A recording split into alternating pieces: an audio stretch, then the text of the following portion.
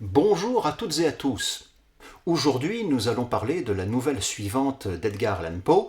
Il s'agit de la nouvelle... ça commence bien. Déjà, voilà un nom de famille, un prénom plutôt, que je n'arrive pas à prononcer. Je ne suis pas spécialement anglophone et je ne sais pas comment ça se prononce ce machin-là. Est-ce qu'on doit dire Ligeia, Ligeia, Ligeia, Lageia J'en sais rien du tout. Avant de répondre à cette question, le problème de la prononciation s'était déjà posé d'une façon rigolote. J'ai pu une fois m'en servir dans une nouvelle de Lovecraft. Pardon, je te récupère tout à l'heure. Dans la nouvelle de Lovecraft, à travers les portes de la clé d'argent, où il est question dans cette nouvelle de la succession de Randolph Carter. Randolph Carter qui a disparu, et donc plusieurs personnages se retrouvent pour parler de son héritage. Dans les différents protagonistes qui sont proposés, nous avons Ward Phillips, étant cité comme étant le vieil excentrique de Providence. Nous avons un certain Aspinwall, qui est le représentant des héritiers de Randolph Carter. Nous avons Étienne Laurent de Marigny, l'exécuteur littéraire et financier de Randolph Carter. Et enfin, celui qui convoque un peu tout le monde, le fameux Pandit Chandraputra, l'Indien, qui vient réunir toutes ces personnes. Et là où je me suis amusé, c'est sur la prononciation de Randolph Carter, puisque, ayant toujours lu Lovecraft, j'ai toujours prononcé Randolph Carter, sans trop me poser de questions, mais là, pour l'occasion, je me suis vraiment amusé, parce que dans cette histoire, nous avons deux Américains, le fameux Ward Phillips, qui est ni plus ni moins, bien sûr, une caricature, ou une auto-caricature de Lovecraft, que j'ai ici essayé de représenter en plus vieux avec un chat sur les genoux. Donc Ward Phillips qui vient de Providence, et Aspinwall qui lui également est américain. Donc comment prononcer ? Eh bien je l'ai prononcé le plus possible à l'américaine, Randolph Carter. Randolph Carter. Pour l'Indien, le Pandit Chandraputra, je me suis inspiré beaucoup des prononciations. Dès qu'on me parle d'Indien qui parle anglais, je pense à Ravi Shankar. Prenez une interview de Ravi Shankar et vous verrez qu'il a un accent quand même assez terrible. This part is a gourd. This, very fragile. You see, I don't believe in putting it in a box. I travel with it in a just ordinary case and I buy a ticket for it. It travels always next to me. Oh, yes, with its own seatbelt on the plane. Yes, of course, without seat. Yes. Voilà, donc lorsque j'ai enregistré le récit, j'ai essayé de prendre une voix un peu plus métallique en roulant les R d'une façon un peu spéciale, et à chaque fois que j'ai Randolph Carter, je le prononce Randolph Carter. Randolph Carter, en roulant un peu les R. Les choses changent radicalement et ça devient très amusant avec notre Étienne Laurent de Marigny qui nous dit le texte de Lovecraft est d'origine créole. Alors je me voyais quand même mal tomber dans la caricature créole et de faire des lectures. Non, je n'ai qu'un petit de ce document, Monsieur Phillips, ici présent. Il a lui aussi renoncé. Je ne vais pas faire une parodie quasiment colonialiste de ces pauvres créoles. Je me suis dit, tant qu'à faire, autant, puisque après tout, il a un nom assez pompeux, Étienne Laurent de Marigny, autant, au contraire, lui donner une façon de parler très française, la façon un peu la bouche en cul de poule.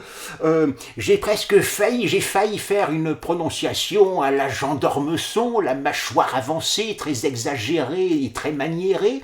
Je ne suis pas allé jusque-là, mais j'ai fait un Marigny tout à fait respectable et tout très français. Et à chaque fois qu'il va être question de Randolph Carter, je vais dire Randolph Carter, avec une accentuation absolument abominable. Donc, dans ce récit, je me suis amusé sur les accents. Randolph Carter, du côté des Américains, Randolph Carter, du côté de l'Indien, Randolph Carter, du côté du français créole. Vous réécouterez la nouvelle, je me suis amusé comme un fou à faire ces prononciations-là. Mais, là, nous ne sommes pas encore, j'allais dire, avec notre bon Lovecraft, nous sommes en présence d'Edgar Poe. Et pour Edgar Poe, donc, comment prononcer ce fameux titre, ce fameux prénom, Ligeia, Ligeia, je sais pas quoi. Donc, je suis allé voir quelques sites. Tout d'abord un lecteur américain, c'est généralement ce que je privilégie. Je regarde comment les autres font, et puis les natifs du coin. Prenons un américain. I cannot for my soul remember how, when, or even precisely where I first became acquainted with the Lady Ligeia. Et ensuite, je suis allé sur un site que je consulte assez souvent, How to Pronounce, pour voir les différentes prononciations, on va dire, dans le jus. Ligeia. Ligeia. Ligeia. Donc j'ai essayé de me conformer à cette prononciation-là, Ligeia. Donc Lai, ça pose pas de problème, c'est bien Lai. Alors après, est-ce que Ligeia, Ligeia, Ligeia, c'est assez flou, j'avoue moi-même ne pas forcément avoir été rigoureux et systématique dans ma lecture. Il y a certains moments où je le prononce bien Ligeia, d'autres fois un peu plus Ligeia. Mais bon, on se rapproche, je pense, de la prononciation, de la bonne prononciation. Donc voilà déjà pour cette petite histoire. Mais ce qui va nous intéresser aujourd'hui, donc pour Ligeia, c'est bien sûr la musique. Et alors là, il y a quelque chose de foudroyant, parce que Ligeia, c'est un peu comme certains l'ont déjà remarqué, Ligeia est la grande sœur de la nouvelle précédente, Morella. Il s'agit quasiment de la même histoire. Un homme tombe fou amoureux d'une femme à l'intelligence prodigieuse. Cette femme agonise, finit par mourir, et au-delà de la mort, finit par retrouver la vie à travers un autre corps. Alors dans Morella, c'est sa propre fille, Morella juniorette, si je puis dire.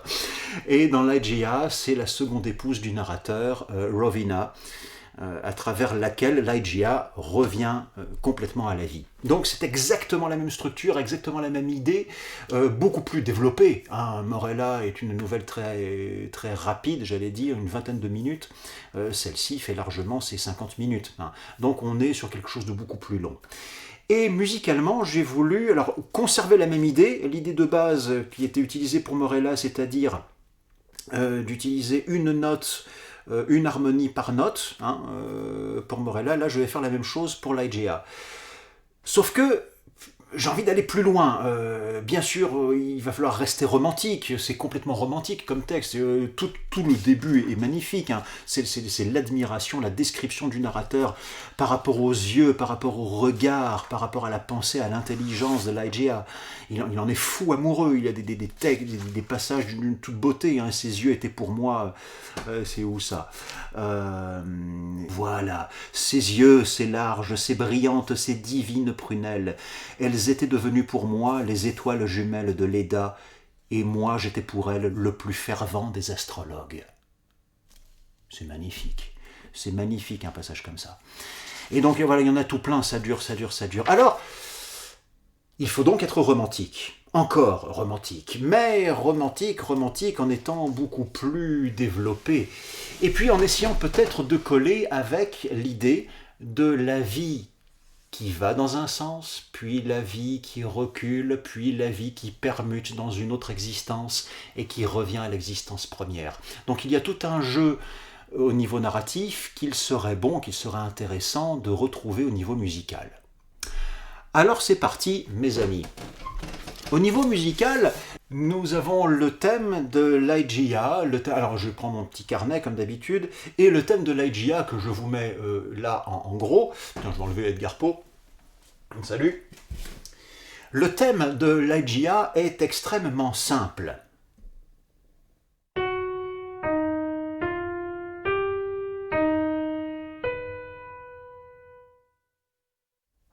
Une deuxième fois.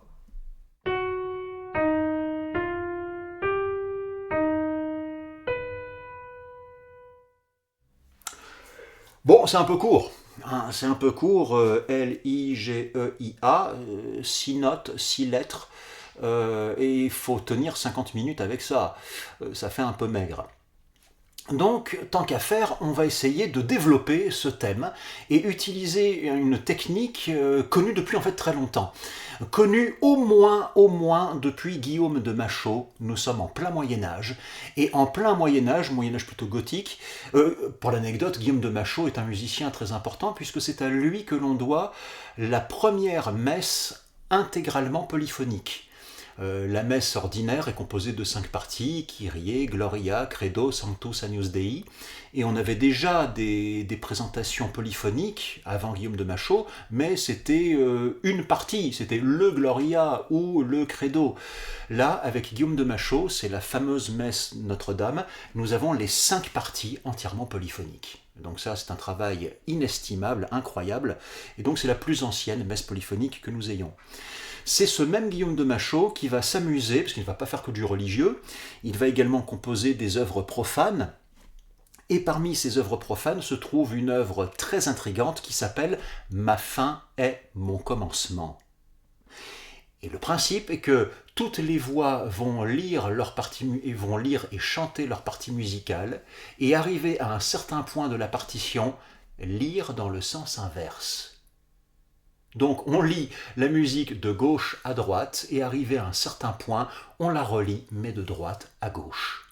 Ma fin est mon commencement, le cercle perpétuel. Ça, c'est géant.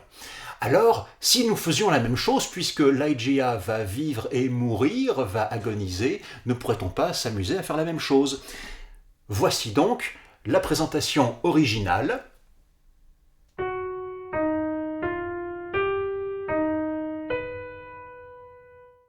Et puis, voici la version rétrogradée, quand on lit de droite à gauche.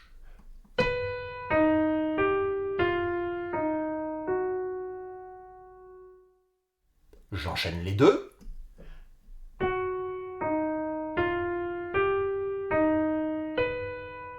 Rétrogradé.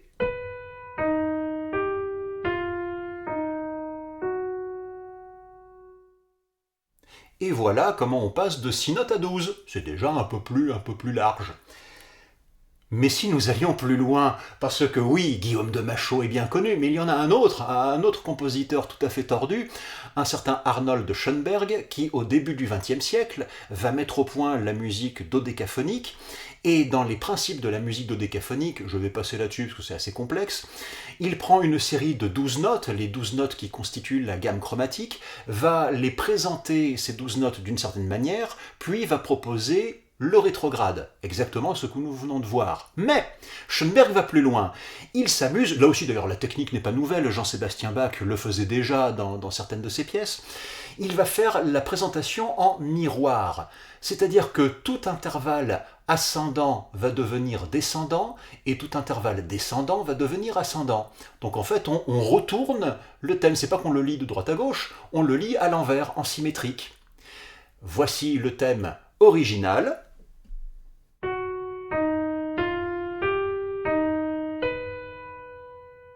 Mais si je le présente en miroir, en symétrique, vous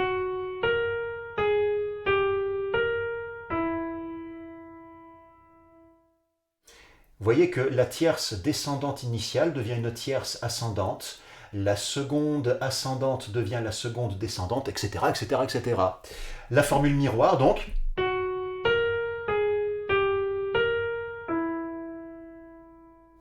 et ce que propose Schoenberg, une fois qu'il a fait l'original, le rétrograde et le miroir, il propose le rétrograde du miroir. Donc je prends le miroir, mais au lieu de le lire de gauche à droite, je le lis de droite à gauche.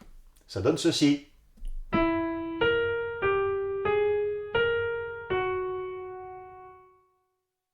Au final, je peux enchaîner 4 fois le thème Ligeia, original, rétrograde, miroir, rétrograde du miroir.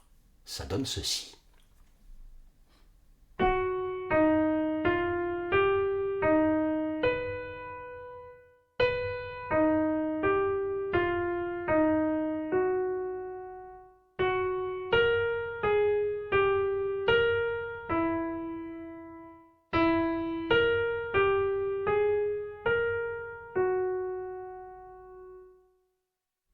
Voilà toute la base mélodique pour commencer. C'est ce que j'ai écrit ici sur mon petit carnet, les 4 présentations initiales. Oui, mais ça c'est bien gentil, mais ça fait pas encore de la musique, ça fait juste une succession de notes, et comme maintenant vous êtes un peu habitué à ce problème-là, c'est bien gentil, c'est bien beau, mais ça ne fait pas de la musique. On n'a pas de rythme, on n'a pas d'harmonie, on a une mélodie quand même un peu bizarre, c'est le moins qu'on puisse dire. Donc il faut trouver des choses un peu plus sonores, un peu plus musicales. Alors, je vous montre ce que j'ai trouvé. D'abord, je pourrais dire la page ici. Ici, en fait, j'ai remis en haut les notes, les fameuses notes du thème. Hein, on les retrouve. La présentation originale, puis le rétrograde, etc., etc. Et puis, première étape, c'est un peu trouver l'ossature harmonique.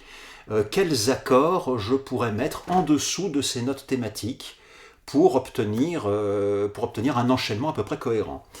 Alors, quitte à être romantique, j'ai utilisé la tonalité de mi bémol mineur, qui est un peu complexe, hein, qui est truffé de bémol, mais ça va nous permettre de jouer, parce que vous voyez que dans le thème original, il y a beaucoup de mi bémol, si bémol, la bémol. Voilà. Et ce qui tombe le mieux, c'est quand même la tonalité de mi bémol mineur.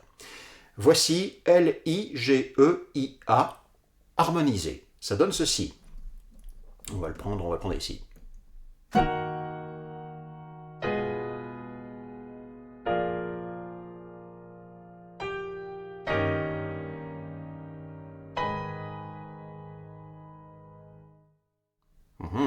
C'est déjà pas mal, hein.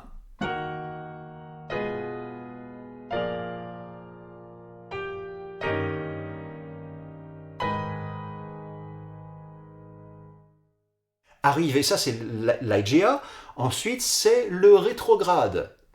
Donc pour le rétrograde, on va partir des tensions, des accords encore plus tendus, une septième diminuée.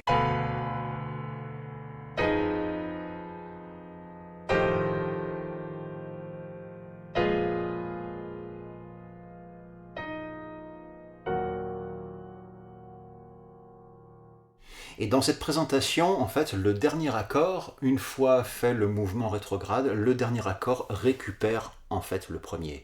On partait de là, on revient en fait au même endroit. Si j'enchaîne les deux,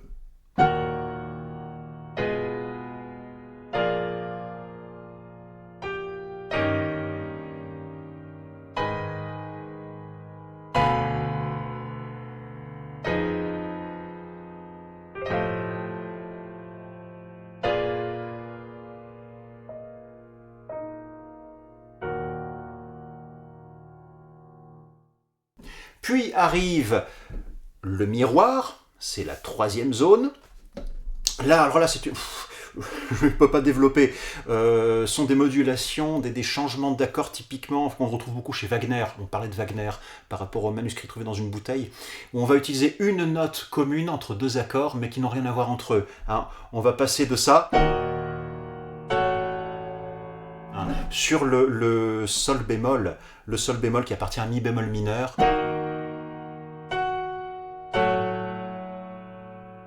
Et là qui appartient à l'accord de sol bémol, enfin oui, on avait l'accord de mi bémol mineur et on passe en sol bémol mineur par le sol bémol.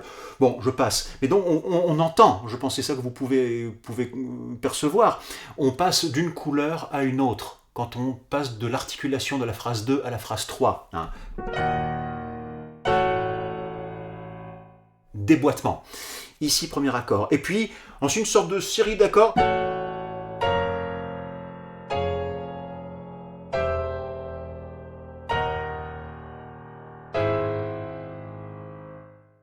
Très tendu. Là, on est dans le miroir du thème principal. Puis, ici, c'est le rétrograde du miroir.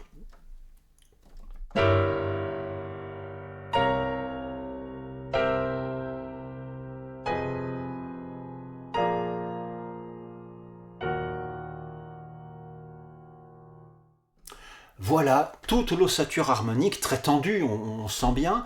On a quelques éléments de consonance, généralement dans les débuts et fins de période, mais sinon des accords très tendus, des accords assez complexes, à 4 sons, à 5 sons pour certains. Là je vous passe l'explication harmonique du final.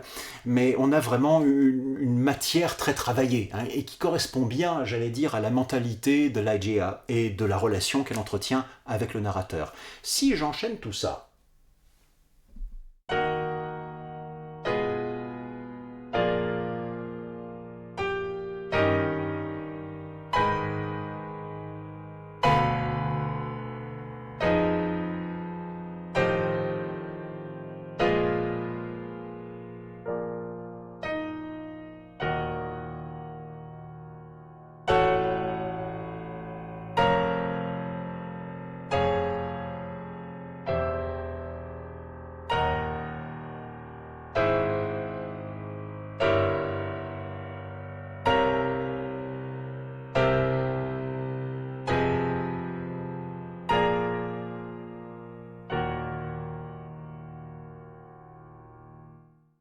tac!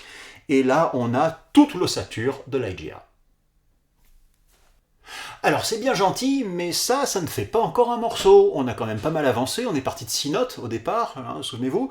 On arrive là tout de même à 24 notes harmonisées, quelque chose d'un peu plus consistant. Ça ne fait toujours pas un morceau de musique.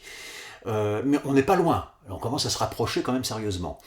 Pour le morceau lui-même, il faut lier tout ça avec des notes, il faut mettre des notes de passage, il faut mettre des appoggiatures, il faut mettre des retards, il faut mettre plein de choses. Il faut jouer avec les rythmes, des fois faire des rythmes binaires, des fois des rythmes ternaires. Ma source d'inspiration a été véritablement l'un de mes musiciens favoris, Frédéric Chopin, qui, par exemple, voilà, ça c'est typique, dans le Nocturne numéro 13, fait une basse relativement lente, bien sûr c'est lento, en alternant octave et accord, et avec une phrase de chant qui plane là-haut. C'est absolument dramatique, absolument terrifiant. Nocturne numéro 13 de Frédéric Chopin, début.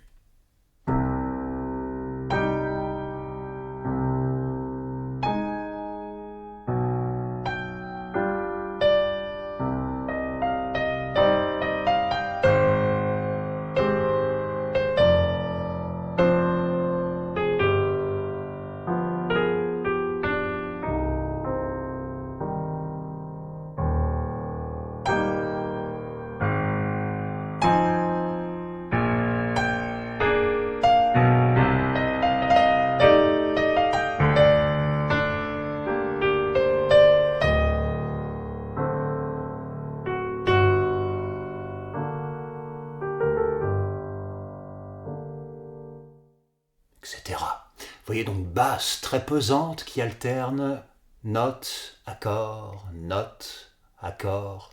et puis la phrase de chant là-haut qui est très libre.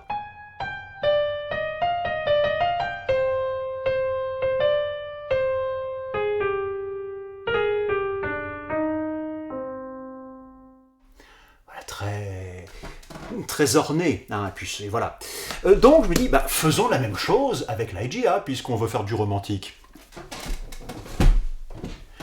Pour Ligeia, et c'est la présentation que je vais utiliser dans la partie des réminiscences, au moment où le narrateur alterne entre les moments où il se souvient de Ligeia et les moments où Rowena revient à la vie, hein. Et à chaque fois, il y a cette bascule entre ces deux moments, hein.